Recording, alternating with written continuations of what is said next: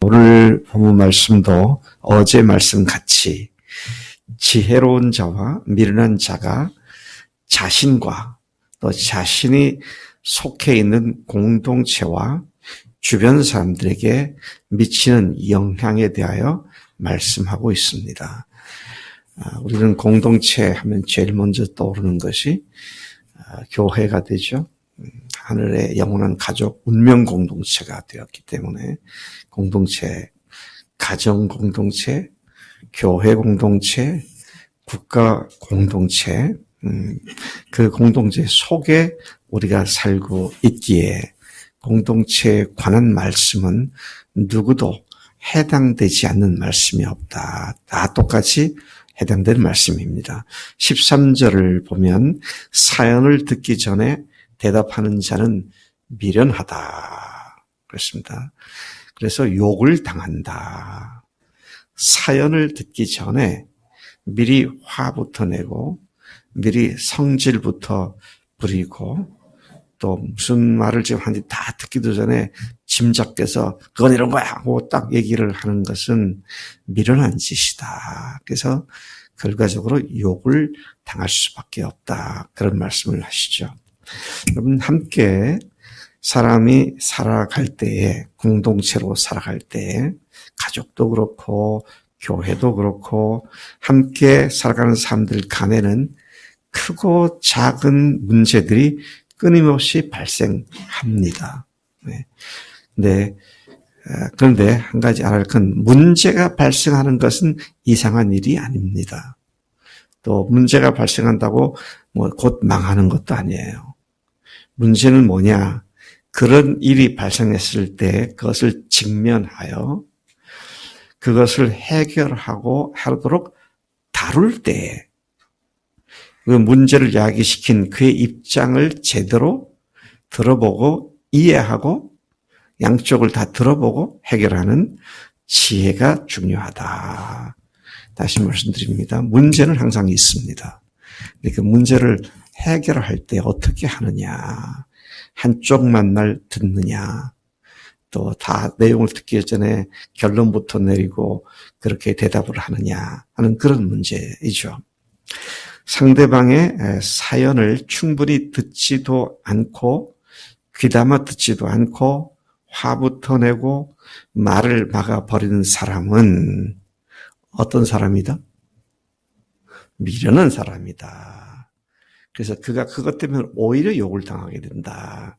지금 13절에 굉장히 강력한 경고를 하는 그런 말씀이죠. 자, 저는 이것과 연관된 구절들을 쭉 연결시켜서 묵상을 해보았습니다. 이런 문제에 대하여 17절이 말하죠. 송사에서는 먼저 온 사람의 말이 바른 것 같으나 그의 상대자가 와서 밝히느니라. 한쪽 말만 들으면 그 사람이 옳은 것 같고 그 사람과 관계된 상대방이 잘못된 것으로 생각되게 되기 때문에 반드시 상대자의 말도 들어보고 판단해야 한다. 그런 말씀을 하고 있는 것입니다.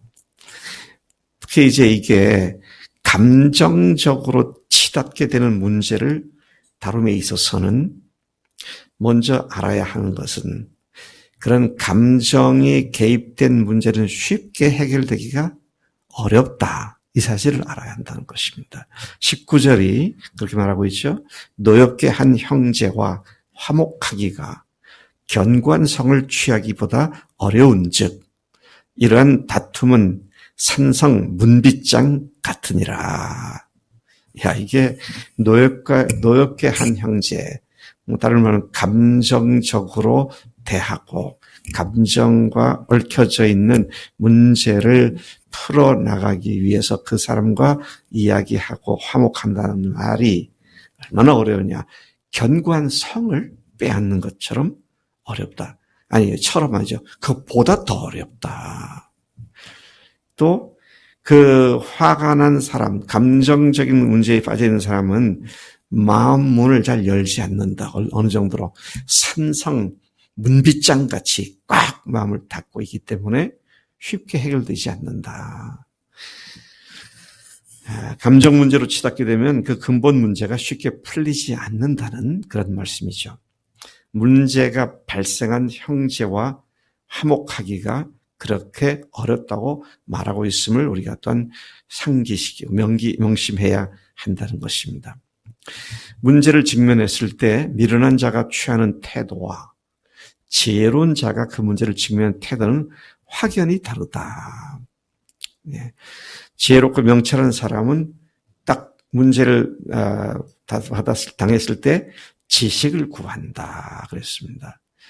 또 지혜로운 자는 필요한 지식을 얻기 위해 힘쓰고 그리고 그 결과 지식을 얻게 된다. 그렇게 말씀하고 있습니다. 이게 무슨 말씀인가? 참된 지식은 성격상 내 감정에 좌우되지 않습니다. 사실로 항상 객관적으로 존재합니다. 따라서 감정으로 모든 걸 생각하고 감정으로 모든 걸 바라보는 그것을 중단시킬 수 있는 중요한 한 원천이 사실을 제대로 직면하는 것이죠. 객관적으로 지식을 얻는 것입니다. 언제든지 문제를 야기시키게 되는 데는 원인이 있죠. 그리고 그 결과가 있기에 마련입니다. 무엇이 지금 문제를 야기시켰는가? 그 원인을 아주 객관적인 지식을 제대로 갖고 대하게 되면 해결이 되지만 그것을 지식을 갖고 있지 않고 감정으로 대하게 되면 해결될 수가 없는 법이다. 얼마나 어려우냐. 견관성을 뺏는 것처럼 어렵다. 그것보다 더 어렵다. 그렇게 말씀을 하십니다. 그래서 우리가 자신의 생각으로 아무리 달리 이해하려고 합리화한다고 하더라도 그 객관적 사실과 지식이 내가 원하는 대로 바뀌지는 않습니다. 그렇죠? 아무리 내가 별소리를 다 하고 내가 별 합리화를 한다라도 그 사실은 안 바뀝니다. 그러니까 문제를 해결하려면 빨리 객관적 사실, 지식을 구하고 찾아야 합니다. 문제의 원인이 뭐냐? 도대체 뭐가 이것을 야기시켰느냐? 이것을 감정을 개입하지 않고, 근데 사람은 누구나 자기를 옹호하기 때문에 자기 감정이 자꾸 들어가요. 그게 어떤 사람이냐? 미련한 사람이라는 겁니다.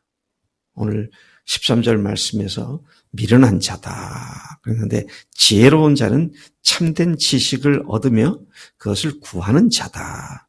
그렇게 말씀을 하고 있는 것이죠.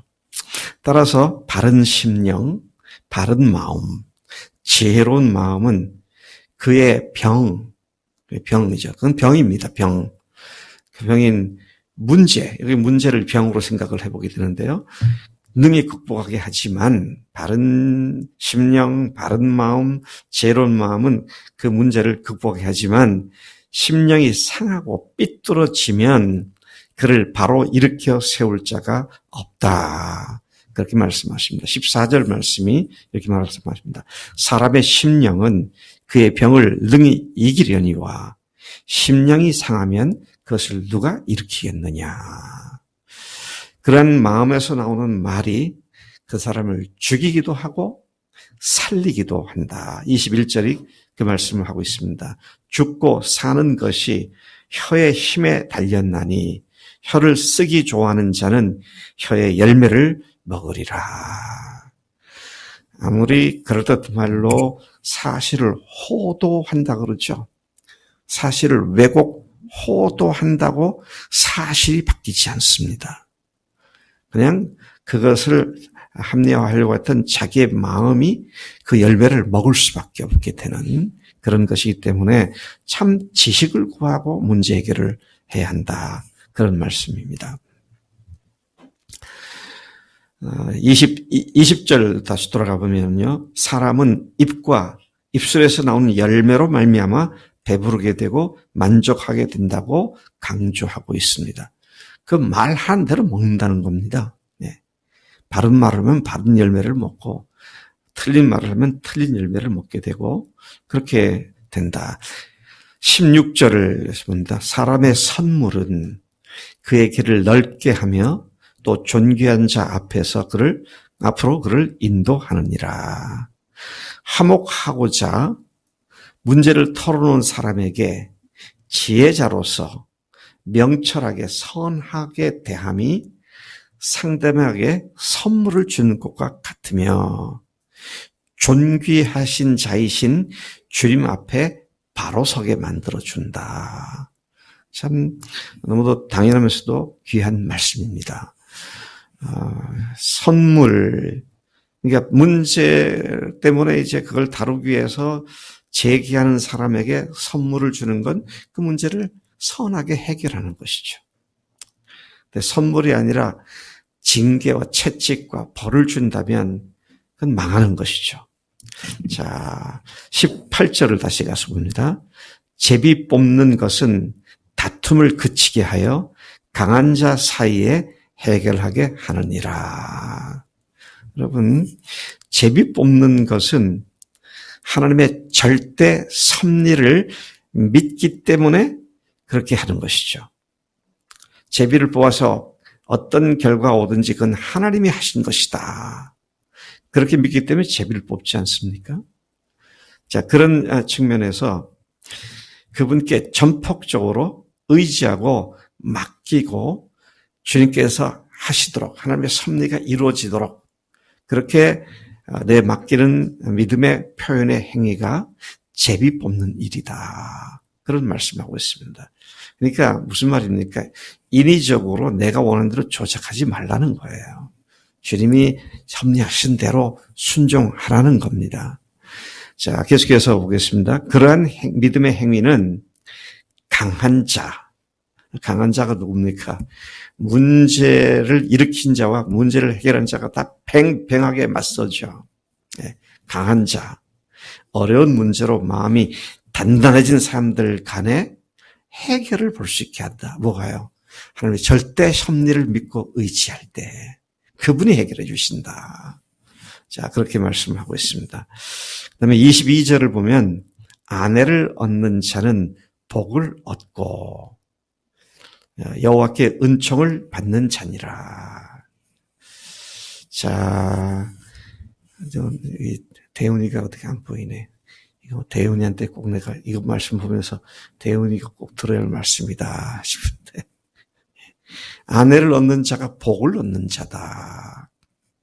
예. 하나님께 은총을 받는 자다. 예. 우리 교회 청년들, 이제 결혼 정년기에 들어간 사람들, 하나님께서 은총을 주시겠다는데, 내 생각엔 그래도 집이라도 하나 마련하고, 내가 직장 제대로 갖고, 그러고 결혼해야지, 그거 속지 마세요. 네. 그럼 장가 못 가요. 네. 결혼해가지고 슬기로운 아내와, 또 믿음 있는 남편과 함께 한 가정을 이렇게 세우는 것이 얼마나 귀한지 몰라요. 네. 그래서 나는 우리 청년들이 처음에 청년들 시작했을 때는 결혼을 하되 때에 맞춰서 해라. 근데 지금 때가 지나도 결혼 안 하려고 그러는 것 같아. 네. 그래서 30살이 넘었으면 이거 진짜 이게 문제지. 현준이 몇 살이야? 7? 내가 아직 3년은 유예해 줄게. 날에는 기도를 좀 더 열심히 해. 그래서 여러분, 아내를 얻는 자는 복을 얻고 여호와께 은총을 받는 자니라. 우리 이수사님도 영재 위해서 열심히 기도하세요. 하나님께 은총 받는 아들 되게 해주세요. 23절, 가난한 자는 간절한 말로 구하여도 부자는 엄한 말로 대답하느니라. 야, 참 세상 삶의 원리가 이래요. 아쉬운 사람은 애절하고 간절하게 얘기를 하죠. 근데 갖고 있는 사람은 느긋하게 강 건너 불구경하듯이 대답할 수 있습니다. 그렇다고 너무 속상하지 말라는 거예요. 원래 그렇다는 것입니다. 24절, 많은 친구를 얻는 자는 해를 당하게 되거니와. 어떤 친구는 형제보다 친밀하니라. 아이, 목사님, 하나님, 주님, 친구 많으면 좋잖아요. 그렇게 말할 수 있겠죠. 근데 왜 많은 친구를 얻으면 해를 당한다. 그렇게 반대로 말씀하세요. 뭐 그런 생각을 할 수 있습니다. 근데 여러분, 친구도 친구 나름이죠. 무조건 친구 같다고 좋은 게 아닙니다. 특히 안 믿던 청년들이, 안 믿던 사람들이 예수 믿고 나서 제일 믿음의 성장에 방해를 받는 것이 누구 때문에요? 친구 때문입니다. 친구 때문에요. 그래서 이 믿음이 없는 친구들을 가까이 해서 유익할 게 하나도 없어. 친구는 어떤 사람입니까? 같이 시간을 보내고 같이 재미있게 지내는 사이입니다. 근데 재미있는 것이 안 믿는 친구들이 재미있는 게 뭐예요? 남자들의 경우 술하고 노래방 가고 담배 피고 그런 게 아닙니까? 아니, 그건 아니야. 그건 기본적인 게고, 기본적인 거고. 그 다음에 이상한 짓들을 하는 것도만 있죠. 근데 뒤엔 말이 보면, 어떤 친구는 형제보다 친밀하니라. 구약에 나오는 다윗과 요나단. 얼마나 귀한지 모르겠어요. 민한이, 너한테 다윗이 있어, 없어? 이 사람은 내 다윗이다. 이 사람은 내 요나단이다. 그런 사람이 있어, 없어?